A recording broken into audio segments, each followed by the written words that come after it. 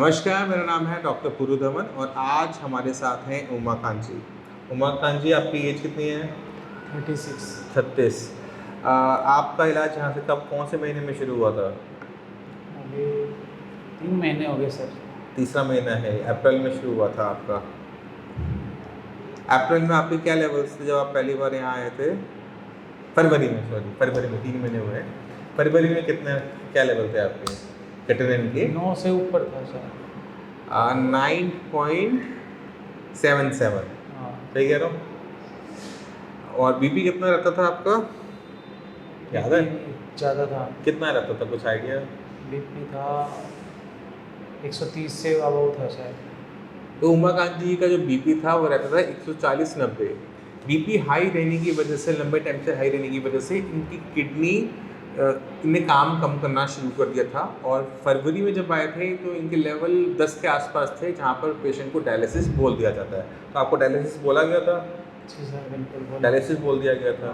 तो आप कितने टाइम से इलाज करवा रहे थे किडनी का यहाँ आने से पहले? नहीं, आपके पास आया था फर्स्ट टाइम। फर्स्ट टाइम अब सीधा मेरे पास ही है? हाँ। उससे पहले कहीं दिखाया ही नहीं? उससे पहले कहीं। बहुत बढ़िया, ठीक है। अभी कितने लेवल है बताओ ज़रा दर्शकों को, आप कितने लेवल है आज इस महीने के? आज के टाइम पे है 4.56 है। 4.56 लेवल है सिर्फ 3 महीने के इलाज के अंदर, जहाँ 10 और कहाँ पर वो तकरीबन 5 का लेवल। तो हमने बहुत अच्छी रिकवरी की है लास्ट 3-4 महीने के अंदर, जिसमें आप कोई दिक्कत महसूस करते हो? नहीं, अभी तो कोई दिक्कत नहीं। जैसे पहले आपको दिक्कत हो रही थी, वीकनेस थी बॉडी में, ब्लीडिंग भी हुई थी आपको नहीं, यूरिन में, अब ऐसा कुछ है? अब तो ऐसा कुछ नहीं है।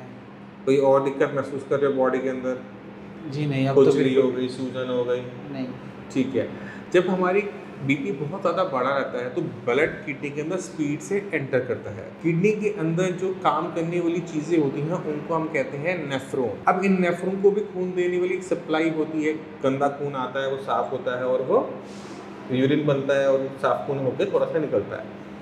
अब ये जो खून ले जाने वाली जो नलियाँ होती हैं ना, वो बाल, हमारे जो सिर के बाल से भी 1/3 पतली होती है। अगर सामने रख भी दूँ तो आप पहचान नहीं पाओगे कि वहाँ पर कुछ है, इतना बारीक होता है। तो जब बीपी बढ़ता है तो उसके अंदर जो प्रेशर है खून का वो बढ़ जाता है।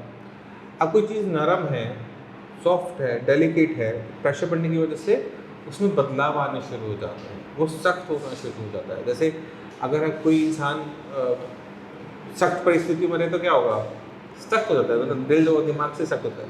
इसकी तरह ही शरीर के अंदर भी बदलाव आते हैं और जब वो सख्त होता है तो उसके अंदर जो घेरा है जिसमें से खून जाता है वो टाइट हो जाता है।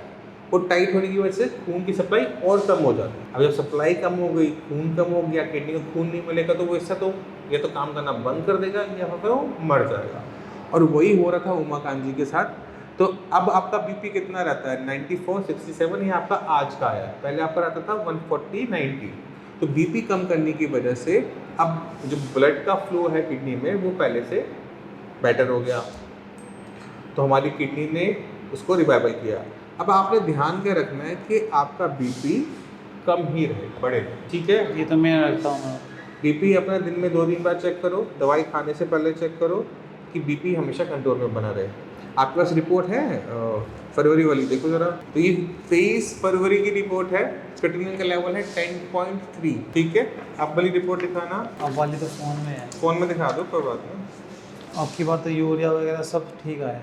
आपकी रिपोर्ट में 4.56। बस कुछ पूछना पूछो, आज टाइम है मेरे पास।